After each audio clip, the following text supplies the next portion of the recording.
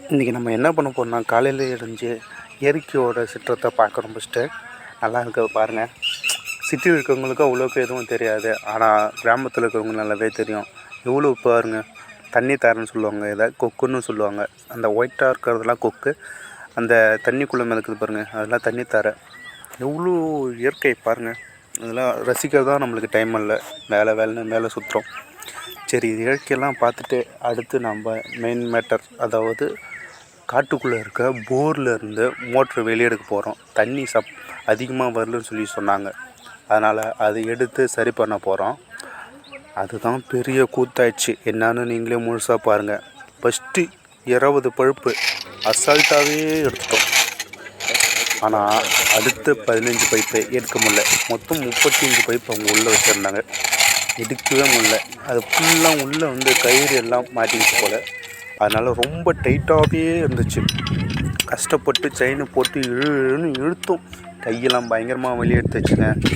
ஆனால் அன்றைக்கி ஒரு நாள் ஃபுல்லாக இழுத்தோம். காலையில் 7 மணிக்கு போனோம், நைட்டு 7:30 வரைக்குமே இழுத்தோம். ஆனால் இழுக்க முடியல. அந்த இதில் சிக்கிச்சா.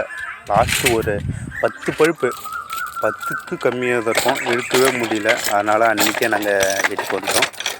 திரும்ப மறுநாள் காலையில் போய் பார்த்தோம், எடுத்து பார்த்தோம், இழுக்க முடியல.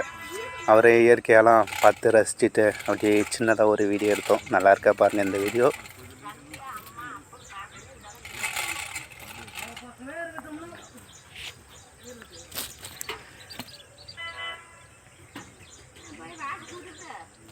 வீடியோவை பார்த்துருப்பீங்க. நல்லா இருந்துச்சுன்னா ஒரு கமெண்ட் பண்ணுங்கள், வீடியோ எப்படி இருக்குதுன்னு.